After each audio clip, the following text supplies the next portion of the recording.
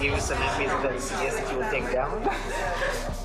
In the first series of The Lobby, Al Jazeera's investigative unit exposed the role of pro-Israel operatives in Britain. The headlines at 11 o'clock. Israel's ambassador to the UK has apologised after a senior diplomat was caught on camera saying he wanted to take down the Foreign Office Minister, Sir Alan Duncan. Sir Alan Duncan, who's a strong critic of Jewish settlements. An undercover reporter for Al Jazeera doing an investigation into Britain's relationship with Israel. This investigation exposes a covert Israeli campaign to influence British policy.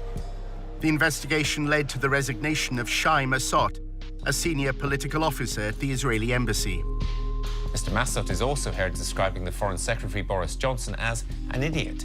The diplomat in question no longer seems to be a functionary of the embassy in London. And so whatever he may exactly have been doing here, his cover can be said to have been well and truly blown. At the same time, Al Jazeera had been running a second undercover operation. Some of our reporters' covert filming was included in the first series of The Lobby.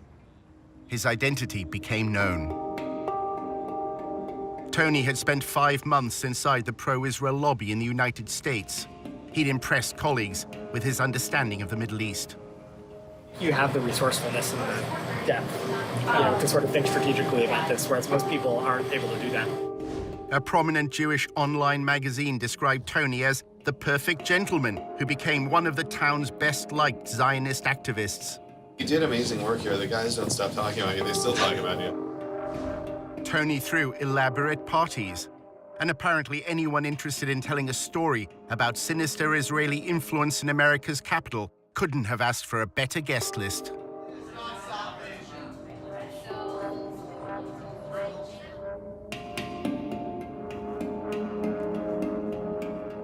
In a new edition of The Lobby, we investigate the role of pro-Israel advocacy groups in this country in the first of a 4-part series, how the lobby is being drawn into Israel's covert campaign to spy on American citizens.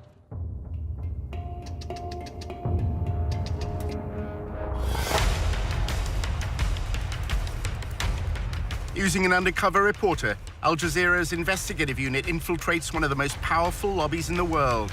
Getting $38 billion in security aid to Israel matters, which is what AIPAC is doing. We examine how the lobby, led by AIPAC, the American Israel Public Affairs Committee, has secured unwavering support in Congress. Congressmen don't do anything unless you pressure them. And the only way to do that is with money. What the lobby is all about is to make sure that Israel gets special treatment from the United States forever. But after occupying Palestinian lands for half a century, the pro-Israel lobby is facing a new challenge. We called for a full boycott of Israel, divesting from it, and eventually imposing sanctions on it to achieve UN-stipulated rights of the Palestinian people. A movement to boycott, divest, and impose sanctions on Israel, BDS, was formed on American campuses. Seems to be achieving its goals, threatens future American support for Israel. We believe in justice for all people. So that means the occupation has to end. Israel's Ministry of Strategic Affairs responded with a covert operation to defeat BDS. אתה צריך לעשות את זה עם הרבה מאוד עמימות. זה לא גוף צבאי היררכי שאם הרגנו את X, אז כל הגוף מתחתיו לא פועל. So the Israeli government leverages Jewish organizations in the diaspora. Absolutely. It's a psychological campaign involving spying and smears. You discredit the messenger as a way of discrediting the message. Just stay on message. And what is that message? BDS is a hate movement. While our reporter monitored pro-Israel groups, he was asked to go undercover for the lobby. You're going into enemy territory. It's not for everybody.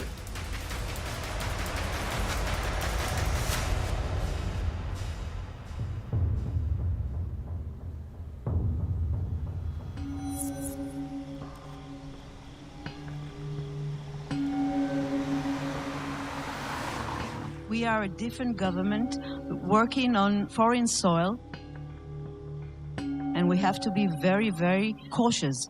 We have 3 different sub-campaigns which are very, very sensitive. regarding data gathering, information analysis, working on activist organization, money trail. This is something that only a country with its resources can do the best.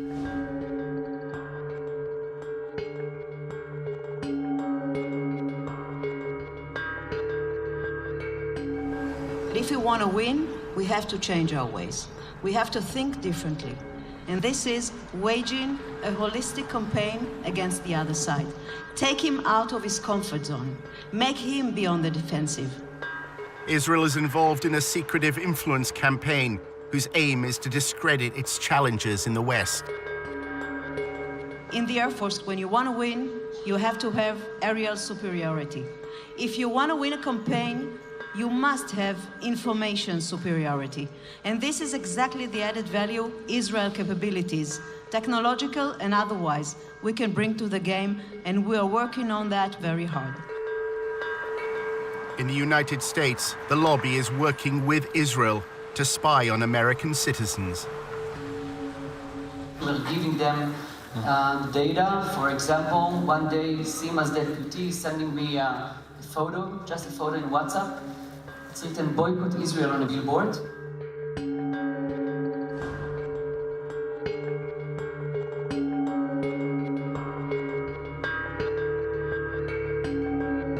In a few hours, our systems and analysts could find the exact organization, people, and even their names where they live. We gave it back to the ministry. I have no idea what they did with this. But in fact, 3 days later, there were no billboards. We use all sorts of technology. We use corporate level, enterprise grade, social media intelligence software. Almost all of this happens on social media. So we have custom algorithms and formulae that acquire the stuff immediately.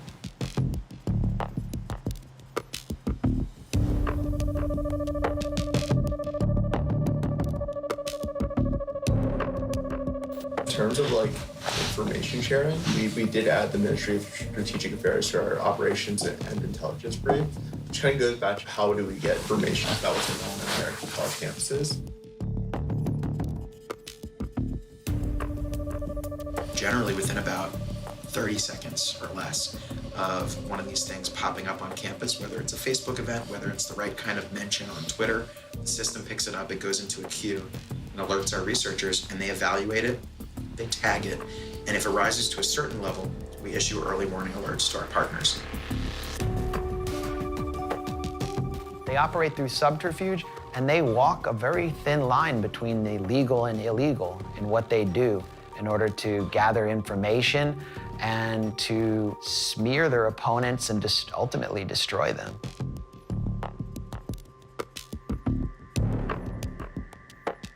In order to understand how the pro-Israel lobby operates, you have to literally be a fly on the wall. If you can't obtain information publicly, you should try to get into the room through other means.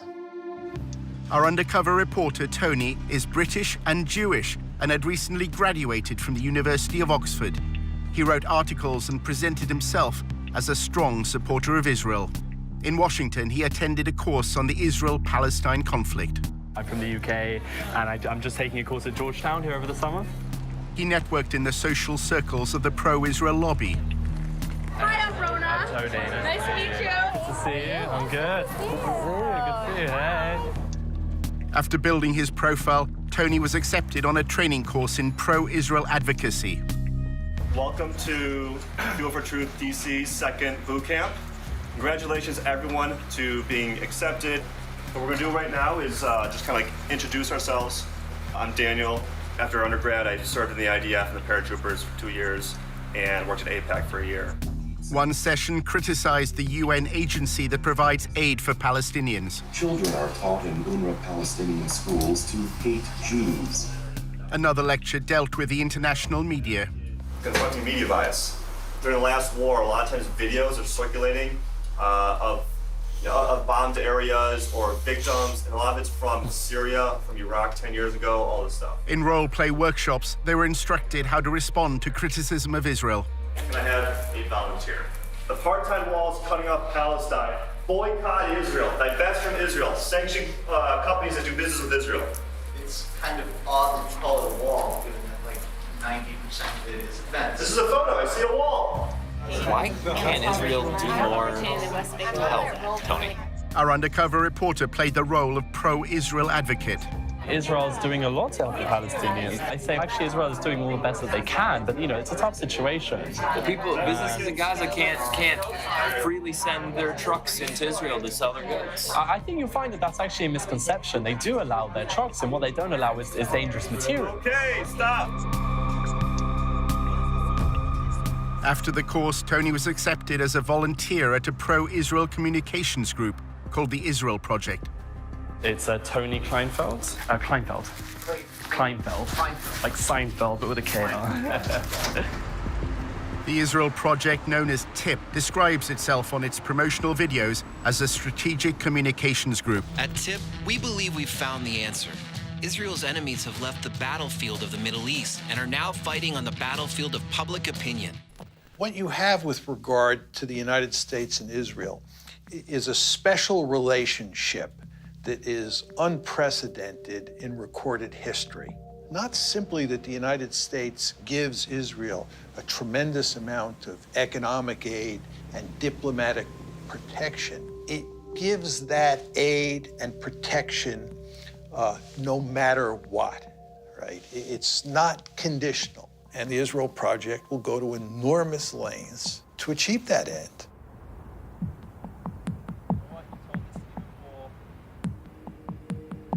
During his placement as a volunteer, Tony took notes on what he saw and heard in TIP's offices. He worked in what they called the war room, where media and communications are monitored.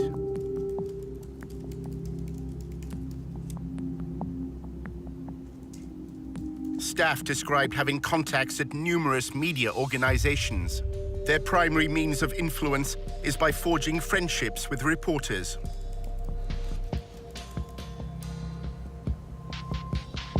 One employee claimed that during talks on the nuclear deal with Iran, TIP applied pressure on the Associated Press news agency to change a headline.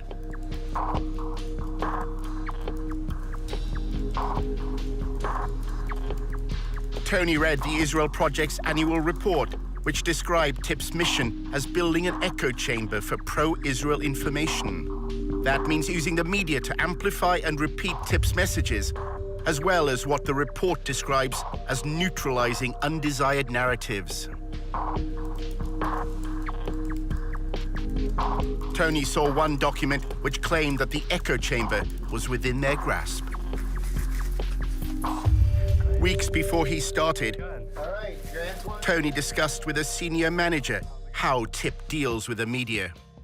A lot of things that you do loudly. A lot of them are things you do behind the scenes.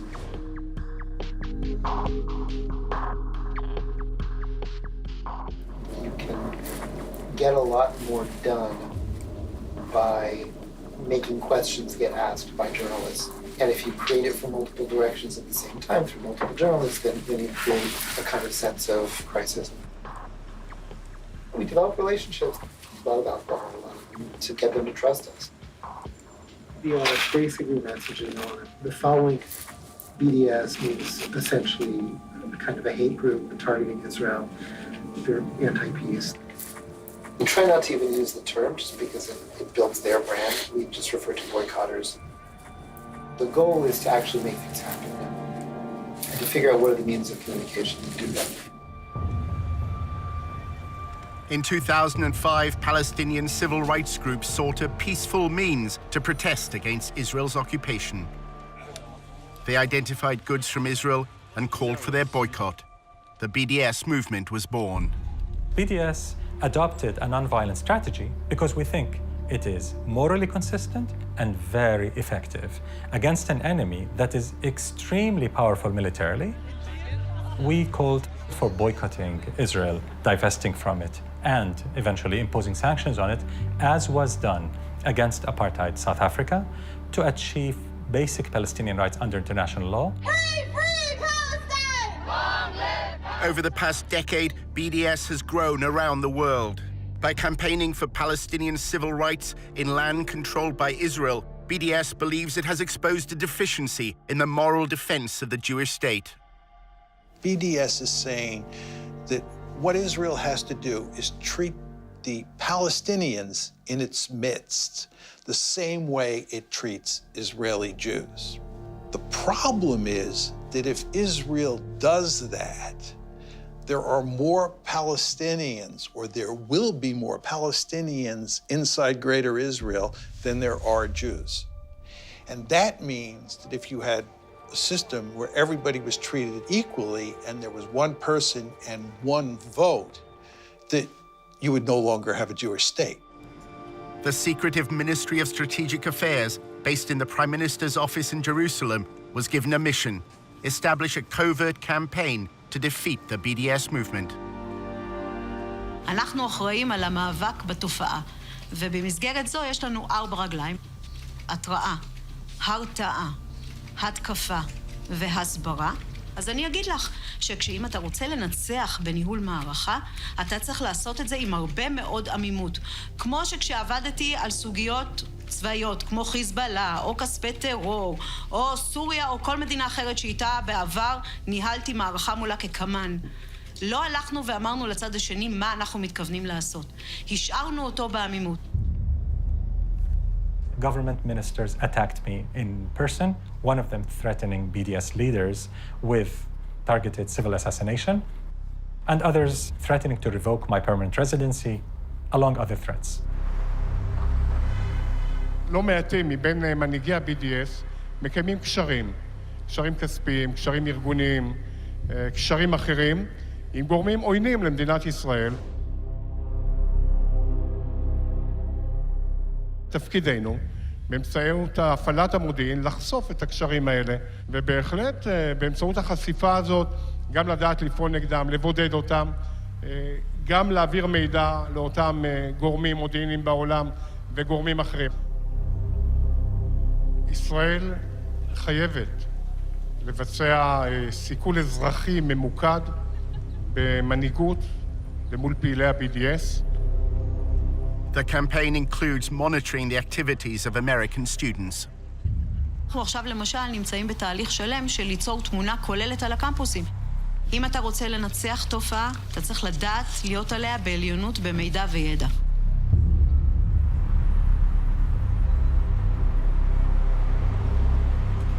Our investigation into the role of the Israeli state at US campuses led Tony to an employee at the embassy in Washington. She's American, and her job is to analyze BDS activity for the Israeli government. So nobody really knows what we're doing, but mainly it's been a lot of research, monitoring BDS things and reporting it back to the Ministry of Foreign Affairs and making sure everyone knows what's going on.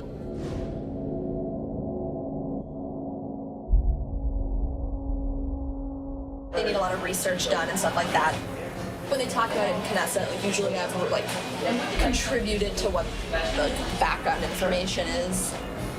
I'm not going to campuses. It's more about connecting organizations and I guess campuses and providing resources and strategy if students need it. Is the Israeli embassy trying to leverage faculty? Yeah. We're working with several faculty advocacy groups that kind of train faculty, so we're helping them a little bit with funding, connections, bringing them to speak, having them speak to diplomats and people in the MFA that need this information. So I kind of want to be that resource to show students we appreciate what you're doing, we see what you're doing. Here's some information if you need anything at all. We can connect to you, just kind of be that person there for you. Julia was president of the pro-Israel group at Davis, which is part of the University of California. Davis began as a center for agricultural studies, and its students are known as Aggies. I came to UC Davis, which had a reputation of being a really pro-Israel. Now it's the top 5 most anti-Israel schools in the U.S. Why is that? Because of everything that happened in the last few years. It was just particularly bad. And there's a huge Muslim population in Sacramento, which is right next to Davis. The growing support for the BDS movement in Davis and the lobby's response to it is part of a narrative that's unfolding across America's campuses. Students for Justice in Palestine, or SJP, brought a divestment motion before the Student Senate. I was very, very nervous. The entire room was filled. I think we had about 600 students and people from the community coming in to witness this vote. I am here today because, quite frankly, I am ashamed. I am ashamed of my university for supporting apartheid genocide of my people in Palestine. I ended the speech with something along the lines of being on the right side of history and for the university to end its unethical ties with these corporations who were doing brutal things to Palestinians. We knew they were gonna win because our entire student senate was all pro-BDS and like they ran for that purpose and won for that purpose, and we've been pushed out of student government for months. Good evening. My name is Julia Rivkin, and I'm the president of Aggies for Israel. Students streamed the hearing online. The pro-Israel group also filmed it with another purpose in mind. Their videos would play a key part in the story that was to unfold in the days ahead. I was waiting to see what she would say. I was waiting for a blow to come my way, and that blow sure came. We have been ignored and disrespected year after year, but we have never been silenced. We are a beacon of peace and inclusion on a campus plagued by anti-Semitism. The talking points were that the resolution was anti-Semitic, that it was divisive. If it's divisive in the fact that you either support human rights or you don't, then so be it. The intolerance that spawned this resolution is the same kind of intolerance that has spawned anti-Semitic movements throughout history. The entire thing looked very rehearsed, very, very aggressive, almost comically so. Julia and her pro-Israel allies had already decided that they didn't want to debate. At 4 a.m. the night before, me and my team were like, you're gonna lead the walkout. And I was like, okay. And they're like, we're gonna film it just for our own purposes. I was like, totally cool. So when everything was happening, like we went into it knowing we were going to lose. So our strategy was how to like ultimately win while losing the vote. This is our victory. And we who are victorious need not legitimize the words spoken in this empty hearing. So if you are here tonight in opposition to this resolution, I invite you now to stand up.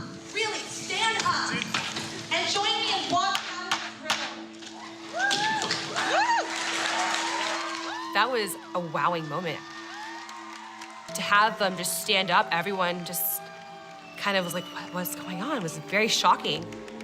As they were leaving, it was just a very big rush of relief to not have that tension, those bad vibes in the room. And so we started cheering, actually, and it was a great moment. You're standing in the back, it looks like some seats have opened up. But the passing of the BDS motion proved to be just the beginning of a bigger story. In part 2, how the lobby worked to undermine the student decision. Those swastikas, who did them? We don't even know.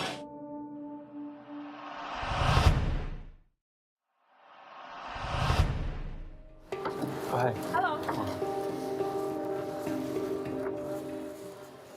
Nice to meet you. Nice to meet you too. Our undercover reporter was meeting an employee of the Israeli embassy in Washington. She had led a pro-Israel group while at university in California. So if you are here tonight in opposition to this resolution, Students at Davis were about to vote in favor of a divestment motion. During the debate, the pro-Israel group staged a walkout. They uploaded videos to publicize their protest. Our thought was to control the narratives by having the speech. Like we wanted it to cause attention. We wanted everyone to see us walking out to show that like this doesn't represent us or give a shit about this. So that's how we kind of formulated it.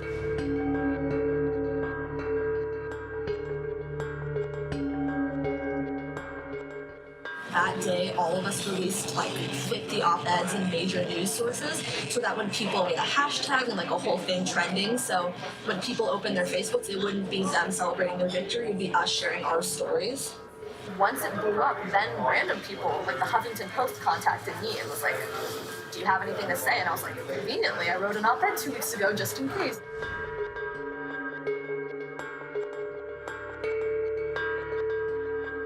People who weren't involved in anything, like their entire newsfeed was Israel stuff, and like that was what we wanted, because that's how we got the word out there.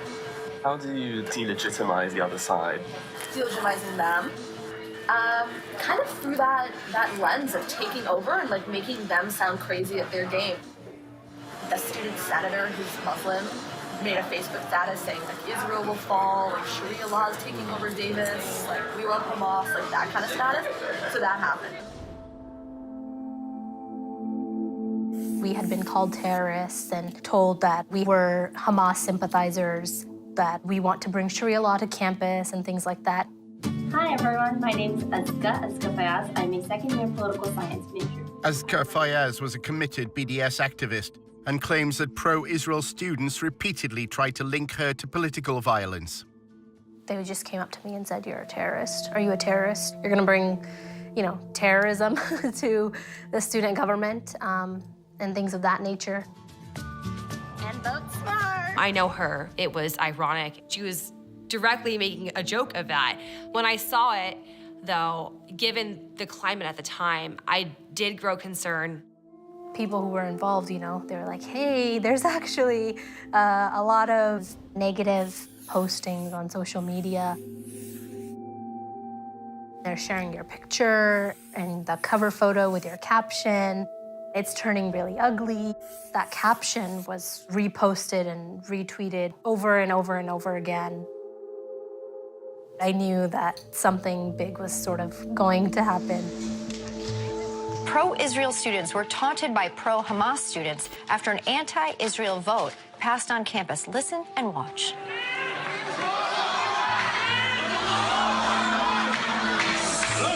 And right after the vote passed, a student senator posted this on Facebook. Hamas and Sharia law have taken over UC Davis, BRB crying over the resilience. I don't have the capacity to bring Sharia law to the University of California, Davis. I don't think any of us really do have the capacity. They wanted to try to make me look as evil and violent as possible.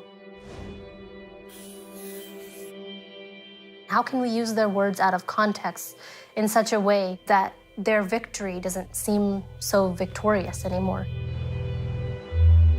Conveniently, like the divestment video just happened to do that. Like when we all started shouting Allahu Akbar as we were leaving, like that was really nice for us in a way because like we caught them just, doing what they're doing. And then it like went viral on YouTube. Anger and tension running high at the University of California Davis campus. What you just saw played out late last week as the Student Government Association voted on a resolution to boycott the Jewish state of Israel. They kept showing it over and over again. And then they just said that the Muslim students forced the pro-Israel students to leave the room. Reports say when the Israel supporters tried to object to this vote, the pro-Palestinian students you just saw tried to shout them down with cries of Allahu Akbar. I invite you now to stand up. Really, stand up. And join me in walking out of the room. Of course, we know that they left willingly, and they stated that they were going to walk out of the room. It's incredible to hear Allahu Akbar shouted in the middle of this university. And what does that represent, Megan? The subjugation of women, the torture of homosexuals, the torture of Christians, the crucifixion of Christians. That's what it has come to represent, and that's what they're shouting. The pro-BDS activists at UC Davis then faced another crisis. 2 days after a resolution passed, unfortunately, someone defamed the Jewish frat house and had painted swastikas all over it. Outrageous, just not acceptable behavior at all. What was upsetting to us, however, was they had the media there right away. Disturbing discovery for a UC Davis student. Jewish students found swastikas painted on their fraternity house in Davis.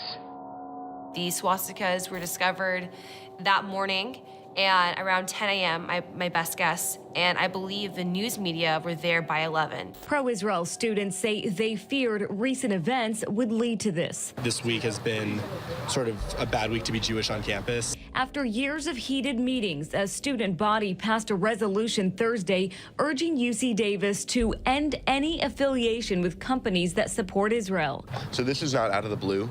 We're pretty sure this is directly related. Who were they finger pointing at but us? Us who were still on this high of finally getting this resolution passed, still in high spirits, just crushed us. Roseanne Barr tweeted, all the Jews should leave Davis and the rest of the school should be nuked. It was a crazy time. A general flooding of Islamophobia by the media. And I was dealing with like news outlets and media, and it was like the day after there was some swastikas on campus, and it was like it all blew up and became a full-time job. Those swastikas, like who did them? We don't even know. I think it's just some like random like white supremacist type people who just came, did it, and left. We don't think it was students. That's pretty surprising because it was very clear from their behavior towards us and their attitudes towards us that we had done some heinous crime to them and that we deserved to pay for it.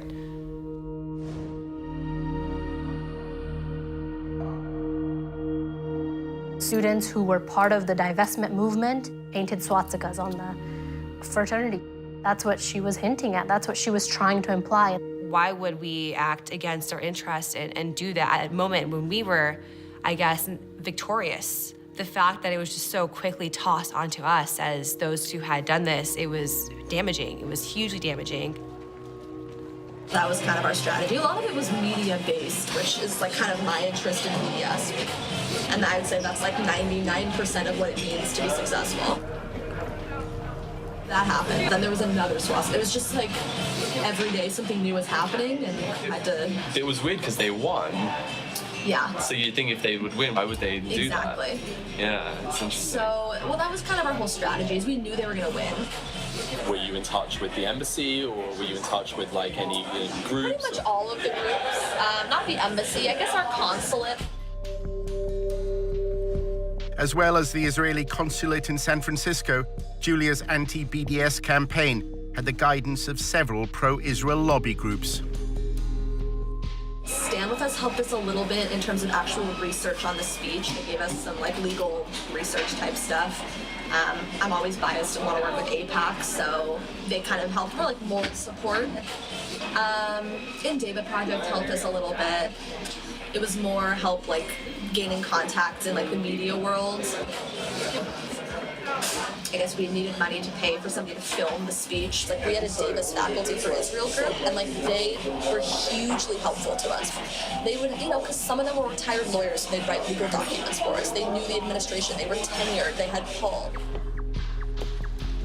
Despite the passing of the BDS motion, the governors of the university known as regents are under no obligation to abide by the students' vote.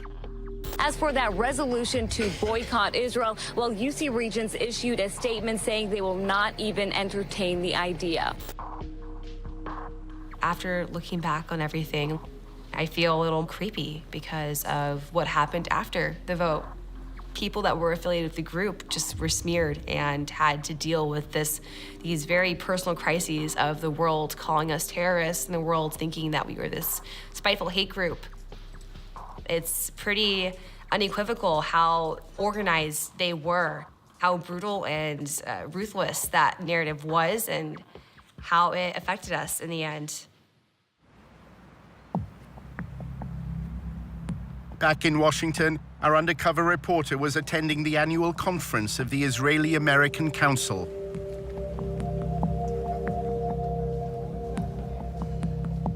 The IAC's role is to connect American Jews to Israel.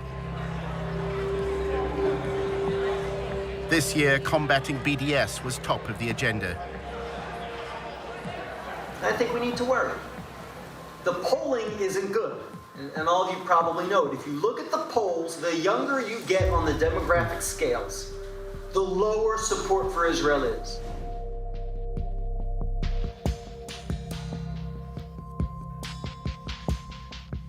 It seems to be achieving its goals, and I think it threatens future American support for Israel. Younger people are leaving college less sympathetic to Israel than when they entered. The lobby hope that a new partnership with Israel's Ministry of Strategic Affairs will become a game changer in the fight against BDS. For years, we are trying to defeat the BDS and the delegitimization movement. We are all on the defensive, and I think we should move to the offensive.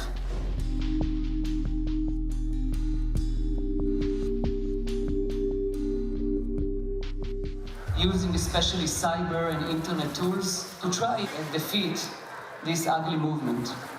I'm really honored to present my partners here, Brigadier General Sima Vakandil, the Director General of the Ministry of Strategic Affairs. Sima, please.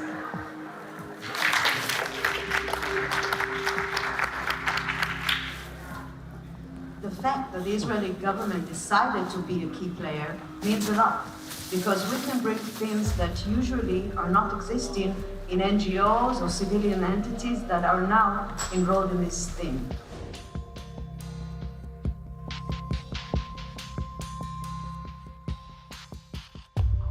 The Israeli government can look at the bigger picture and actually create this coordination and cooperation. We are the only player inside the pro-Israeli network who can actually say that he's filling the gaps. The Israeli official described to members of the lobby the first phase of the covert war. Ambiguity is part of our guidelines. That's why I'm not going to say anything too much about each one of the legs.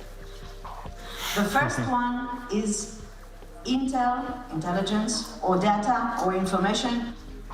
What we've done is mapped and analyzed the whole phenomena globally, not just the United States, not just campuses, but campuses and intersectionality and labor unions and churches. We started to establish a project called Israel Cyber Shield. This project is actually a civil intelligence unit that collects, analyzes, and acts upon the activists in the BDS movement, if it's people, organizations, or events. And we give everything we collect. We are using the most sophisticated data system, intelligence system in the Israeli market. Let's take the defense activity that we're doing and make it into proactivity and offensivity. Israel has used cyber sabotage. We suffered from intense denial of service attacks, hacking attacks on our websites. Israel decided to go on cyber warfare against BDS publicly. They said, we shall spy on BDS individuals and networks, especially in the West. We have not heard a peep from any Western government complaining that Israel is admitting that it will spy on your citizens. Imagine Iran saying it will spy on British or American citizens. Just imagine what could happen. The Ministry of Strategic Affairs brings together this group called the Global Coalition for Israel. And it's like leading pro-Israel advocacy groups around the world.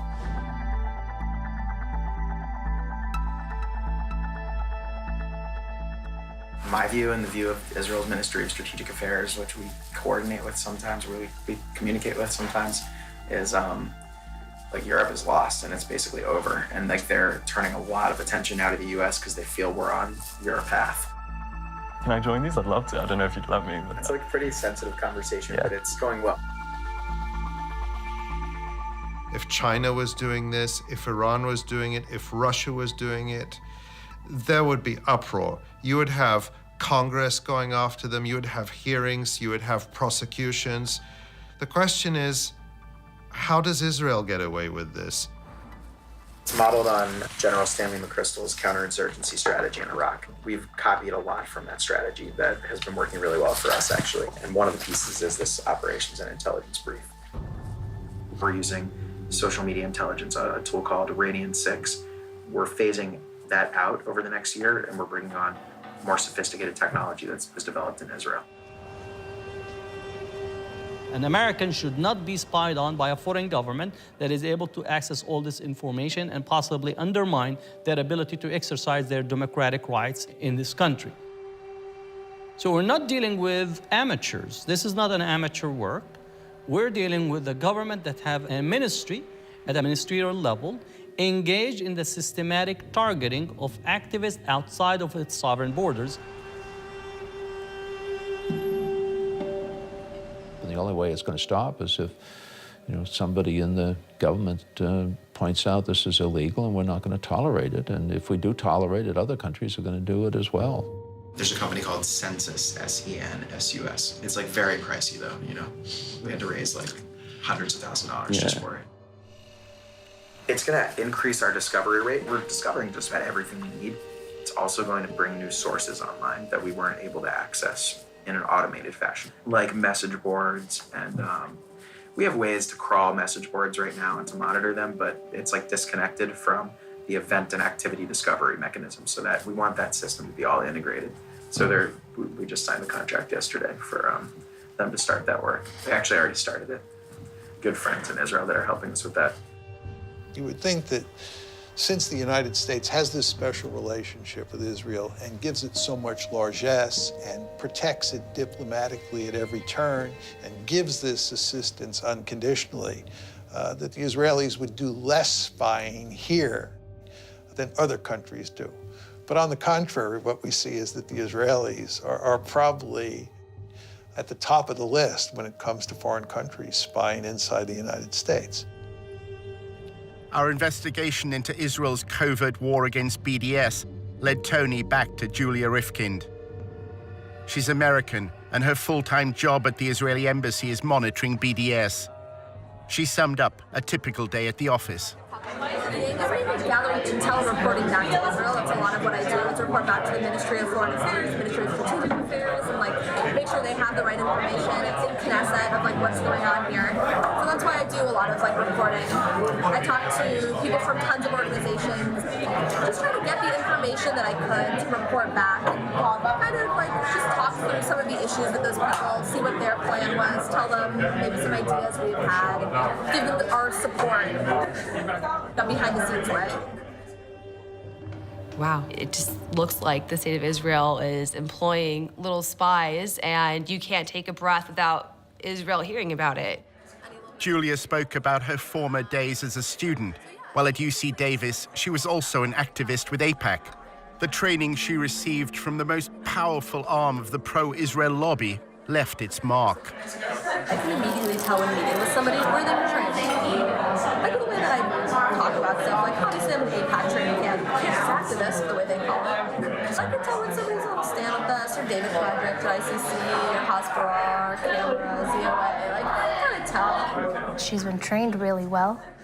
She follows the commands that she has been given by these Israeli organizations, and she follows it really well. I pretty much, all of my friends work at AIPAC, all of them. So whenever we have events at the embassy, and there's we should invite AIPAC people, it's a joke that obviously I'm gonna be the one to write all the emails down. So whenever they're we have to submit names of lists for events, mine's 15 names and 14 of them are AIPAC. AIPAC encourages the students it trains to conceal any affiliation. When you're lobbying on behalf of AIPAC, you don't say AIPAC. You say I'm a pro-Israel student from UC Davis. And when you're meeting with students on campus, I would never say I am the AIPAC campus rep. I say my name's Julian, I'm a pro-Israel student. You don't need the title, you don't need the organization. AIPAC's involvement in student council elections is also kept secret. AIPAC attracts the more political students who are more interested in lobbying. We had campaigns and stuff like that. We dealt with student elections, very behind the scenes. They actually were found to have put cameras in the rooms where there were meetings going on. I liked meeting outside where there are no rooms and there are no possible cameras under the chairs or wherever they may have put them. I have several weird Facebooks. I have my fake Facebook that I follow all the SJP accounts. I have some fake name. My name is Jay Bernard or something. So it just sounds like an old white guy, which is the plan. I joined all these groups. A lot of people haven't added me. I mainly just wanted to see on the newsfeed what kind of articles they were sharing, just to kind of see what their internal dialogue was.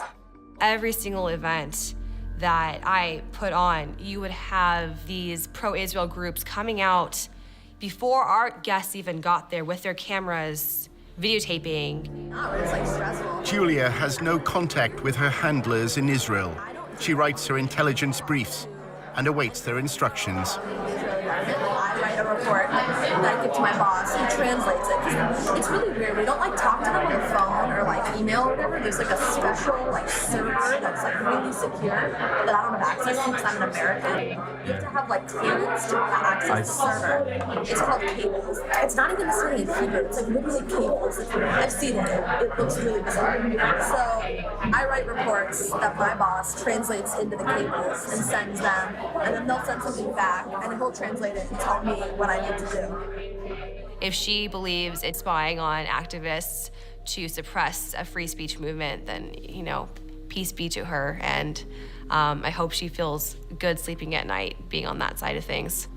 We're a group of student activists advocating for Palestinian human rights. And to think that we're so upsetting and threatening to a state is pretty awe-striking to me. Creepy, but also, I guess, makes me more proud of the work I did. It's nice kind of seeing what they're talking about. What do they say?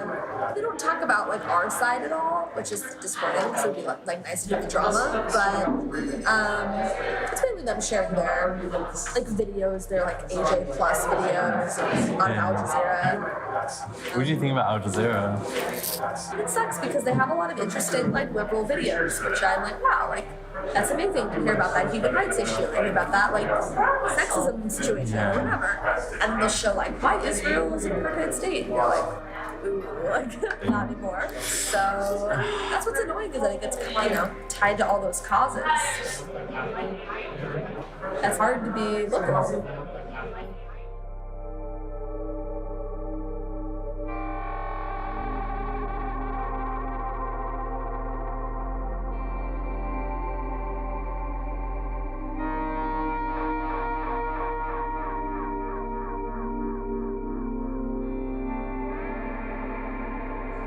You represent that government. Yeah, I can't say anything negative about Bibi or like the government because I technically work for them. Not directly. I'm just a normal American.